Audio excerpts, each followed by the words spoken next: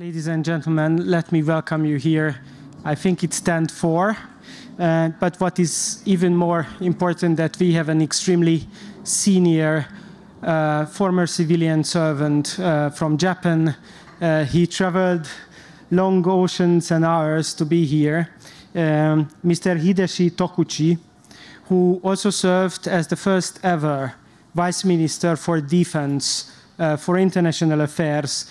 And before that, he has fulfilled several really senior positions, being Director General for Defense Policy, Director General for the Budget and Equipment, and Director General for Personnel and Education. Since 2021, Mr. Tokuchi is the President of the Research Institute for Peace and Security, which is an independent think tank in Tokyo, Japan. He's also teaching at the Sophia University and the Hitotsubashi University. His most recent article deals with the Japan-US alliance under the new leadership in Tokyo and Washington. So his research is obviously focusing on peace and security, and in the current geopolitical dynamics and the changing context, it is becoming more and more important to have fact-informed, evidence-based research in order to understand the outcome of the changes around us in an extremely complex but still interconnected geopolitical environment. So this is my honor to welcome Mr. Tokuchi here and ask him to talk about the Japanese efforts for supporting international cooperation in the rules-based international order. Over to you, sir. Okay. Well, good afternoon, everybody. First of all, Dr. Gergely Németh, thank you very much for your kind introduction. And also, it is very good to meet for the first time in person. Actually, we met with each other online the other day, but this is my first time to see you in person. Thank you. Thank you very much for this opportunity.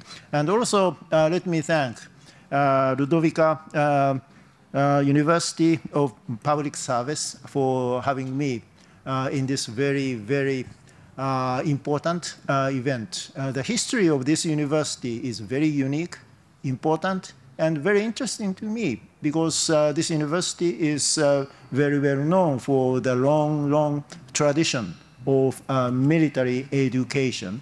So therefore, as a person who served for the Ministry of Defense of Japan for many years, I'm very much honored to be invited to this event today. So thank you. I'm very grateful to all the people who made my trip to this beautiful city possible. Thank you. Thank you very much. Well, as time is very much limited, I'd like to say a few words about Japan's international security cooperation. And I prepared some PowerPoint slide materials for you, but I do not think this is rather difficult for you to see. So, and also the time is very much limited. I'd like to, basically, I'd like to make my own initial remarks without this. But of course, if you like to have this file, the university can deliver this file to any of you. Well,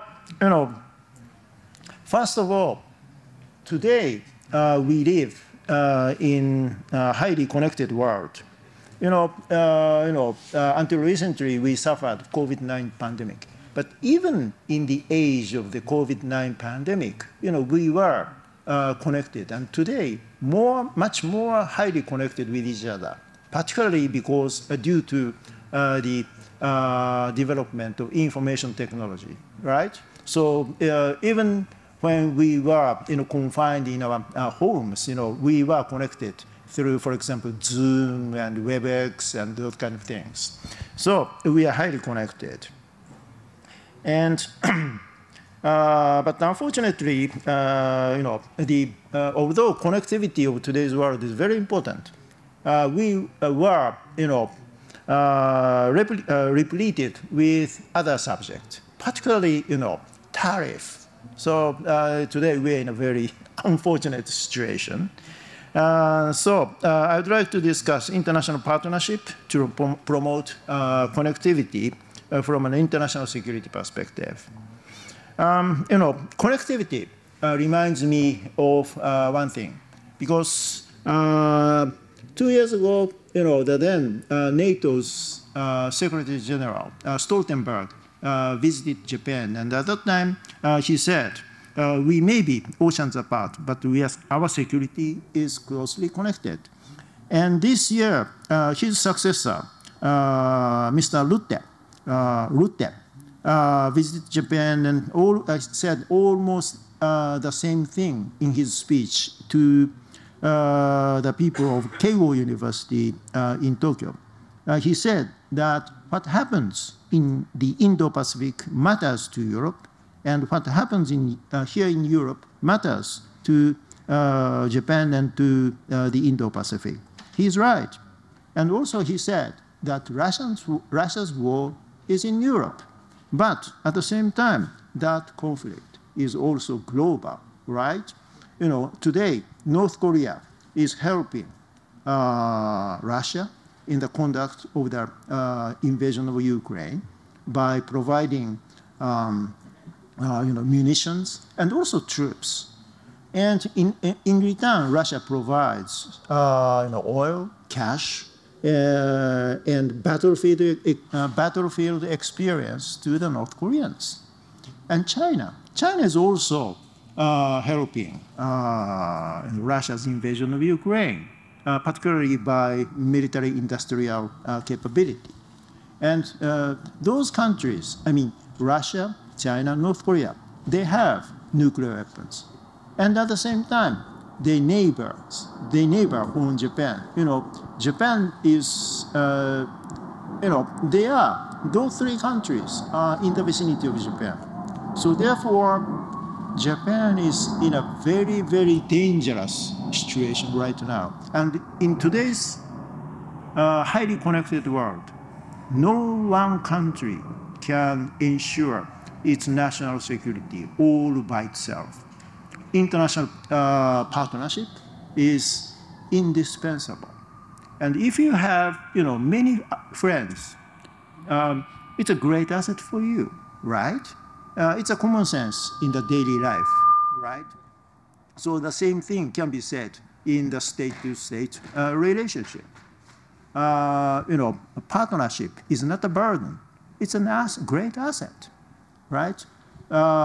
If you have many friends, that will raise your value in the society. So the same thing can be said in the world today. And Japan, according to the national security strategy of Japan, Japan is a maritime nation. And East Asia, if you imagine the map of East Asia. East Asia is a large seascape. And, in every part of the world, maritime transportation is very, very important, right? It is because maritime transportation can, carry many, many things, and much more than aircraft and car and train, right? The biggest cargo plane is built by Ukraine long time ago, Super Antonov.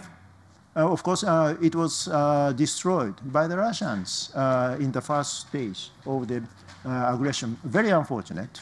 There was only one Super Antonov in the world. Actually, I saw it when it came over to Japan, when the Japanese government sent its self-defense force troops to earthquake-hit Haiti for the rescue mission. At that time, the Japanese government hired Super Antonov. But anyway, I saw that. But anyway, that's a very big plane, but it can carry only 250 tons. But a large tanker can carry, hundreds of thousands of tons of oil, right? So maritime transportation has, much bigger potential than land transportation and air transportation. That's why maritime security is very, very important. And also telecommunication. Today, many people are worried about the security of, undersea cables. Undersea cables can, today, 99% of the global telecommunication go through the underwater cable. And underwater cables are very vulnerable. So therefore, that's a part of maritime security today. Now, I said that East Asia is a seascape. And in a sense, a similar thing can be said in this region as well. The Europeans use the word Euro-Atlantic. What is the merit of the concept of the Euro-Atlantic? The United States and Canada, they are not European countries, but definitely they are part of the Atlantic community. So therefore, by using the word Euro-Atlantic, the United States and Canada are engaged in the affair of Europe. That's a very convenient word in order to keep the United States and Canada in the affairs of Europe. And same thing can be said in the Asian field. In the 1970s, 1980s, we, the Asians, often use the word Asia-Pacific. The United States is not an Asian power. And Australia is not in Asia, but they are definitely a Pacific power. Oh, okay, yeah. Can you hear me? Okay, yeah.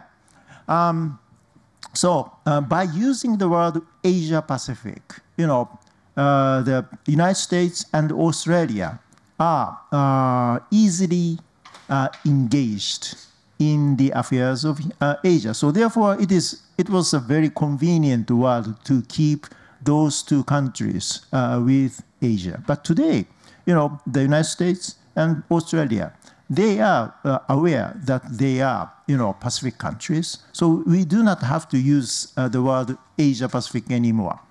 And that concept is rapidly being replaced by another concept, Indo-Pacific. You may have heard the word Indo-Pacific many times, right? Even the European documents, such as EU documents and NATO documents, use the word Indo-Pacific.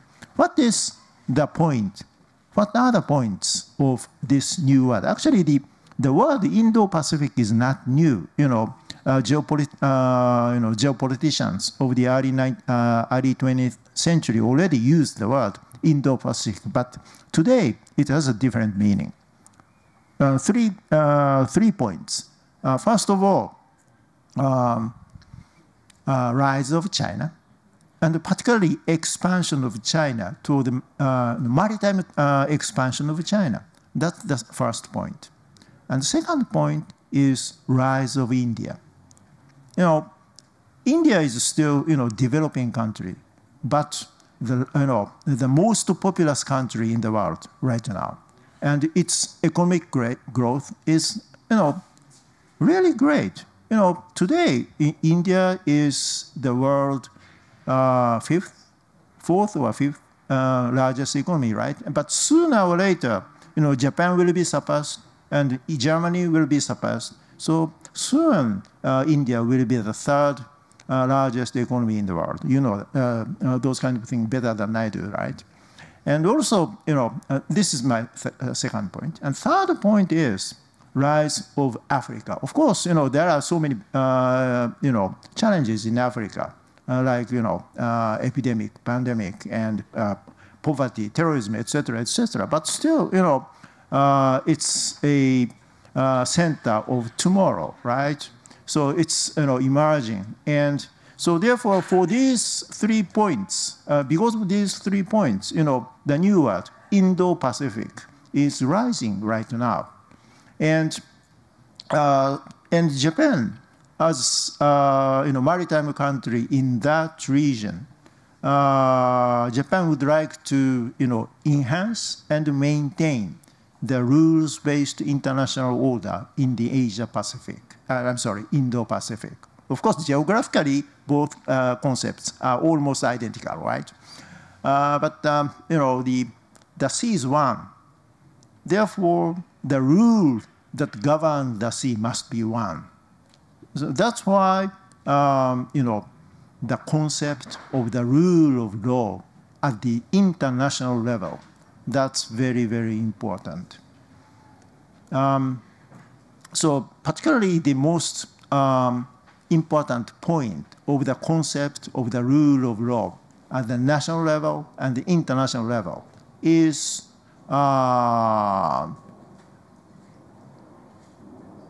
equality. That's the most important part of the concept of the rules-based international, the rule of law, right? All countries are under the same rule, no exception. That's the most important part. And that is the principle behind Japan's concept of the rules, a free and open Indo-Pacific. Usually we call it FOIP, Free and Open Indo-Pacific, FOIP, FOIP. FOIP concept is the basic concept for Japan's international security cooperation, including the Japan-US alliance relationship. So, yes. And it is not only about maritime security, and also it is not only about security, but security is one of the main points of the Japanese vision for a free and open Indo-Pacific. And actually, not only Japan, but also the United States, Australia, and EU, and some other countries share the same notion. And but of course, there is a concern about the policy trajectory of the current administration of the USA, right? Trump administration. But as shown somewhere in this slide file, Japan's Prime Minister Ishiba visited the United States in February in order to meet with President Trump. And they jointly issued a statement, Japan-US Joint Leaders Statement on February 7th this year. And that document is actually very important because of two or three things. First of all, although that document does not mention any multilateral efforts for international peace, security, and prosperity. However, that document specifically mentioned trilateral and quadrilateral efforts. Usually, they are called minilateral. Those minilateral efforts are still important in the context of the Japan-US alliance relationship, including the Quad partnership of the United States, Japan, Australia, and India. And also, there is another important point in the Joint Leaders Statement. That is, it clearly refers to the vision for a free and open Indo-Pacific. So therefore, in the age of the second Trump administration, the Quad will continue, and also the vision for a free and open Indo-Pacific will keep promoting. So we have to, promote international security cooperation based on that notion.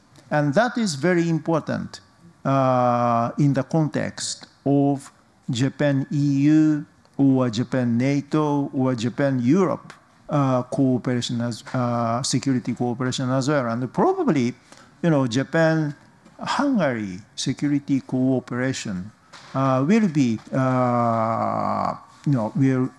be considered in that context as well. Japan and the EU has special SPA, special partnership agreement, and it is a good starting point for various types of cooperation, including maritime security. And also, Japan and the EU created ITPP individually. I'm sorry, I'm very much forgetful. Very sorry. Just a moment, please. Individually tailored partnership program. So, I think that the NATO and Japan can go forward based on that policy document. So I think that the framework is already set between the two sides. And as I said, the sea, oceans connect both of us. We are connected by the sea. So therefore, maritime security cooperation, particularly, it is very important between the two sides. So it is a time to put those frameworks into practice, I think. I'm very, very sorry for this, sloppy presentation, but I think it may be helpful for your study and your interest in the affairs of the Indo-Pacific. I stop here, and I'm more than happy to discuss with you and take questions and comment from the audience. Thank you very much. So thank you, sir. First, I would like to ask you to give a big applaud for the first part of the presentation.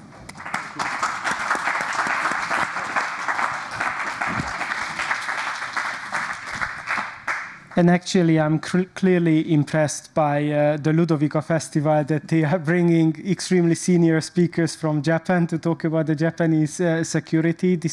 My alumni is also the University of Public Services. At that time, it was Military and Defense University of something like that. In my time, we didn't have extremely senior people coming to us to talk about Asian security and the perception of Japan. So I think it's really important to have this conversation here. Also, I would like to ask you to think of your questions, because by all means, I will invite you to give your ideas into this conversation or ask your questions. But in the meanwhile, I will give you some time by saying that I took a good note about the important fact of the realization of the highly interconnected nature of security, the indivisibility of the security, that actually the Russian aggression against Ukraine is opening up security problems also in the Pacific, and through the participation of countries including North Korea, actually it connects the security of even far away regions. At the same time, of course, we have to think about the future of the rules-based international order. And I think it's a very important point, and something which often probably eludes usual Hungarian strategic thinking. Maritime security, for understandable reason, is not yet a Hungarian focus. But at the same time, it's clearly important as the vital artery for the world economy. And with a prospering world economy, we have better chances to actually sustain peace than without it. So this is why that free and open trade is so important. And this is why actually maritime nations who care for upholding the rules-based international order are actually contributing to our security as well. With that being said, I really find found fascinating your own professional career. And of course, you talked a little bit about the national security strategy, which was released by the Kishida administration in 2022, together with the national defense strategy. And it was a kind of a change of direction, or a little bit kind of change in emphasis at that time. And of course, maybe we will agree, not of course, but maybe we will agree that the Japanese security perception is also changing within the increasingly heightened geopolitical environment.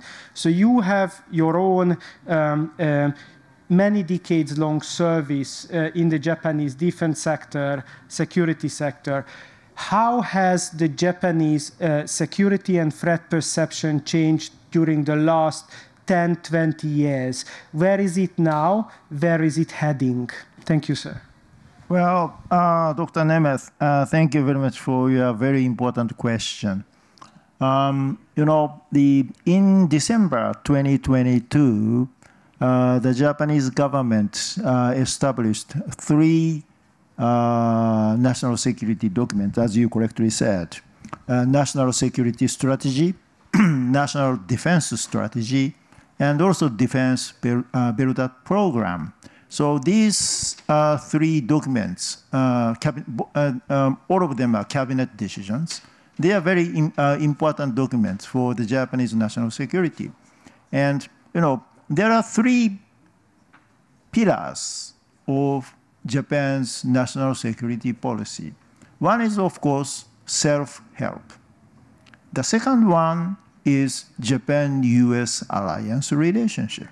And the third one is international security cooperation with other like-minded countries, including, of course, you know, NATO countries, NATO itself, and Southeast Asia, and each of the Southeast Asian countries, etc., etc.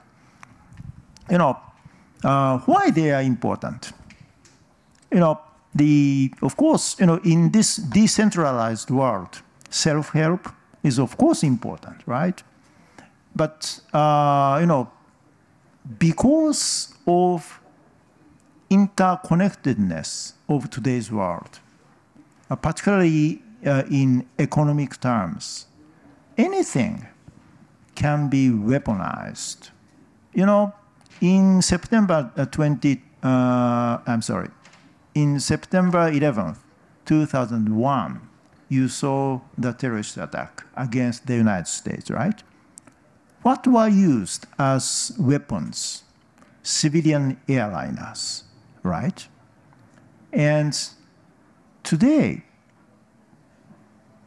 economy or, you know, technology or, you know, anything can be weaponized. You know, when we were suffering from the COVID-19 pandemics, you know, the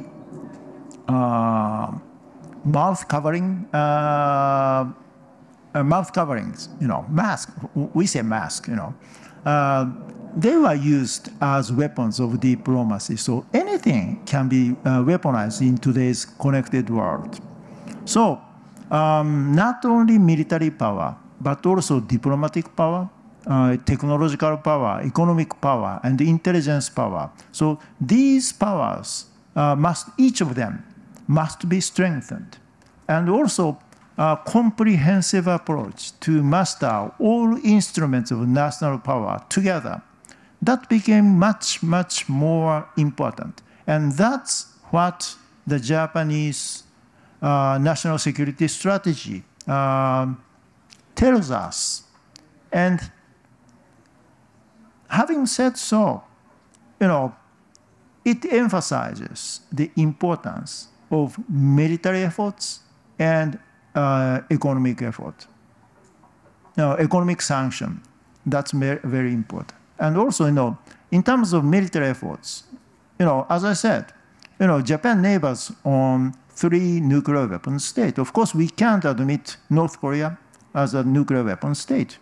However, it has already nuclear weapons, and it is, you know, strengthening its nuclear weapons capability. So we can't pretend that North Korea doesn't have nuclear weapons. In that sense, North Korea is already a nuclear weapon state. So there are 3 countries which have nuclear weapons in the vicinity of Japan. And they are colluding with each other. Of course, it is not a tripartite coalition. North Korea is colluding with Russia. China is colluding with Russia. But it is not tripartite, not necessarily tripartite. But still, that's quite menacing for Japan. Sometimes the Russian Navy and the Chinese Navy together, patrolling or making exercises, in the vicinity of Japan. That's a menace for the Japanese national security.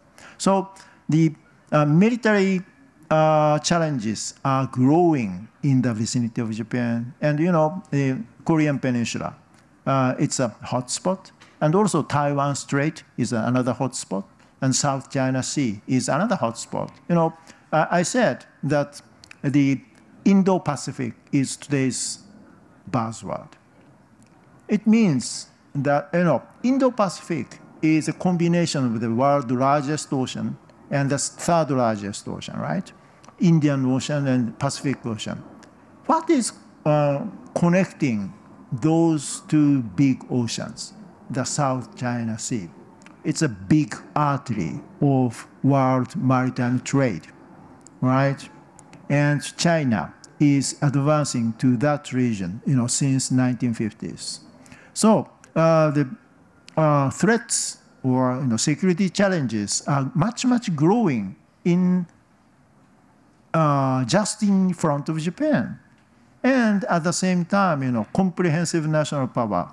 That is much more important than for Japan. So that's why the Japanese government revised the national security strategy of 2013 in 2022, soon after the Russian invasion of Ukraine, and keep making national security efforts. But I think that the basic trajectory remained the same. As I said, there are 3 pillars: Japan's own self-help, Japan-US alliance, and 3rd, international security cooperation with other like-minded countries. So what the Japanese government is doing right now is to make each pillar much more robust and make those 3 pillars more intertwined with each other. That is what the Japanese government is doing right now. That's my take from the recent efforts of the Japanese government. Thank you, sir, for the great answer. And I took note about the kind of that's a perspective again which might be interesting for the audience as well. That actually one of the factors which may raise the threat perception by individual countries is to see other neighbors doing more military collaboration or military collaboration more efficiently. Which is something which usually, again, eludes the alumni because we always talk about wars and something like that, but it doesn't take a war to actually start to raise the threat perception of individual countries. And of course, it is also highly contingent on the overall state of security of the South China Sea, which is, of course, of critical importance for the global world trade as well. Now, of course, our subject today is connectivity. So let's just a little bit think about connectivity in more positive terms. So we talked about the military, the security aspects. What is the Japanese approach diplomatically, economically, to promote security, trade, and even contribute and enhance it with its neighbors, if it's possible to talk about that. How can Japan promote its own security through more cooperation? And here I would kindly ask you to talk not only about military cooperation with, of course, the United States, Canada, and NATO, as mentioned, but also other nations in your region. Well, Dr. Németh, that's a quite big question. You know, there are many things to say about international security cooperation. First of all, I'd like to, talk about the importance of the Japan-U.S. alliance relationship for Japan. As I said many times, Japan neighbors on 3 nuclear weapons states. So therefore, Japan must think about how to cope with this serious situation. So Japan must think about, security from nuclear weapons. However, Japan's own nuclearization would be a non-starter because of the 3 reasons. First of all, Japan doesn't have any strategic depth which can absorb, large-scale nuclear attacks and fight back. So Japan lacks strategic depth. That's one reason. Secondly, nuclear deterrence works as long as there are very few countries which have nuclear weapons. If nuclear weapons are proliferated, then the deterrent power of nuclear weapons will be lost. So, proliferation of nuclear weapons, that's what we have to prevent. So Japan can't be a proliferator, or Japan cannot be another nuclear power. And thirdly, if Japan tries to have nuclear weapons, then NATO, EU, United States, Russia, China, all those countries will be against it.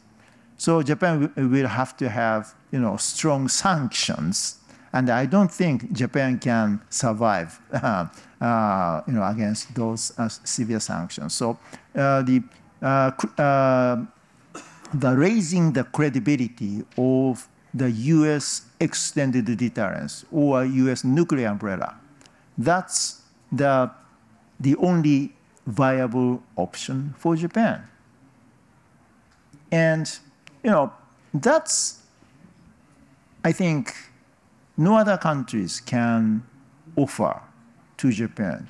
There is an argument, for example, that the French can extend its nuclear umbrella to other countries, but I do not think that France will extend its nuclear umbrella to Japan. I don't think so.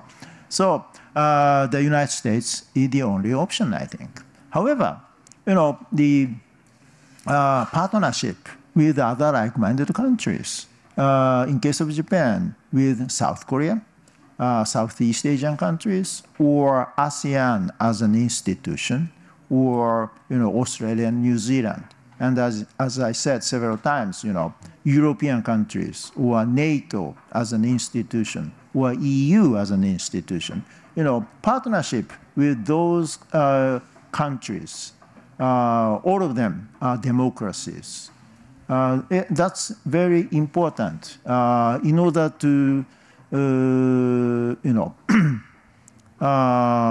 send clear signal to revisionist powers who try to undermine the credibility of the rules-based international order. I mean, particularly, China and Russia. So, in order to send such kind of, diplomatic signal to those revisionist powers, our partnership is very, very important. In that sense, some of the NATO countries' Pacific deployments, such as what the French and the Italian and the German have been doing right now in these several years, that's very, very important. Thank you very much. Any question from the audience? Please use this opportunity. Yes, I will just bring the mic there.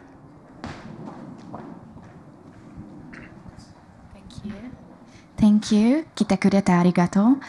Thank you for coming. I actually have a few questions, but I think I'll just choose one. So, ever since the start of the war in Ukraine, the European Union have been discussing establishing defense forces parallel to the NATO forces. What would Japan's reaction be to that?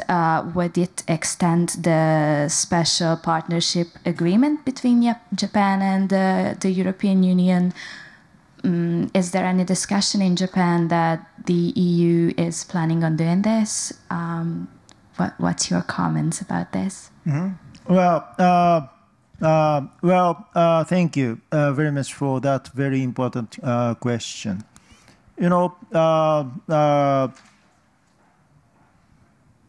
as Secretary General Rutte said in Japan, you know, the Russian war against Ukraine is a European war and at the same time global war. So, you know, the efforts of all the countries, particularly, you know, European powers and Asian democracies, they are very much important. So, well, I'm not so sure about what kind of actual debate is going on within Japan on that specific subject. But definitely, Japan is in a position to support any efforts of NATO and the EU to fight against Russia. If Russia's effort is not, you know, defeated, then what does it mean? You know, wrongdoers gain profit. That's what we can't admit, right? So, you know, putting as much as pressure, putting the maximum pressure against Russia, that's very important. So in that sense, supporting Ukraine, that's important. If Ukraine is defeated, you know, North Korea will be watching it. Oh, Ukraine was defeated because Ukraine abandoned nuclear weapons, right? So, you know, of course, any EU effort or European efforts to support Ukraine, that's very important, I think.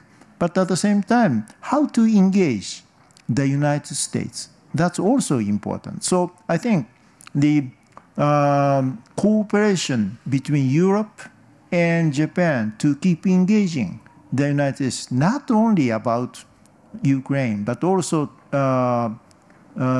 to engage the United States in the world affairs. That's very, very important. And Ukraine case, that's will be, you know, will be one of the leading cases for that effort, I think. Great question. Thank you very much. There was another hand, if I saw it well.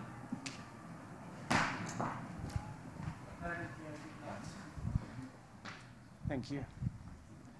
So, thank you very much, sir. I think we have managed to navigate through the waters of complex security.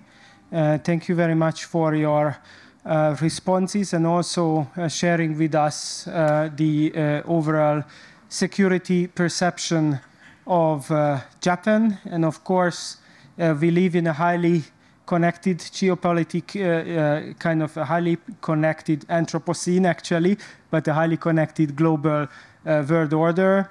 And it has to be appreciated that it is a great challenge ahead of us to actually uphold this global order.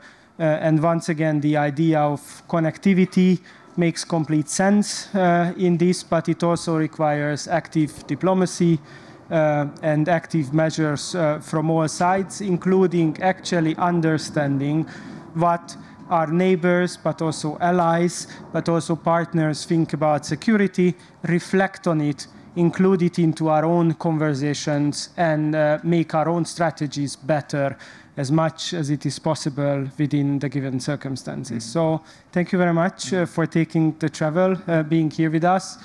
It is your last chance to ask a question. And if that's not being the case, then it was my honor to host you. Thank you, sir. Yeah, thank you. Can I say a few words? Of course. Yes, 2 points. First of all, I'm not a genuine academic. I'm a think tanker right now, but I was a practitioner. Although I made some graduate study in the United States many years ago in the Cold War age, but I'm not a genuine academic. I was a practitioner. So what's the difference between academic and practitioner? What is the main role of practitioners? And what is the main role of academics? For example, suppose there is a fire near here. What do the practitioners do? Extinguish the fire. That's their job, right? And what is the job of academics, analysts? They look into the cause of the fire. They are not necessarily interested in how to extinguish the fire, right? But for practitioners, it is very important to know the cause of the fire, right? However, even if they do not know the exact cause of the fire, they have to do something because, the public are watching what the government are doing and what the government is trying to do. So therefore, do is the job of practitioners. And think and analyze is the job of analysts. So in college, in universities, you have to learn how to analyze, right? So, that's very, very important after you graduate from college, I think. That's my first point. Secondly, of course, it is very, very important to look into one specific subject. Probably, your professors will tell you, to focus on one specific subject in order to write a paper. Of course, that's very important. But at the same time, holistic approach, that's very, very important. When I was working for the Japanese government, I was often told by my seniors, when you do something, when you plan a policy, at that time, you should think from the viewpoint of the prime minister, all right? So that's very, very important point. So holistic approach. So broaden your perspective. That's exactly what you can do in college. So I expect you to do those kind of things. And thank you very much for helping us to broaden our perspective. Thank you, sir, for being here. And I just applaud your contribution. Thank you. Yeah, thank you very much for this opportunity. Thank you. Thank you very much.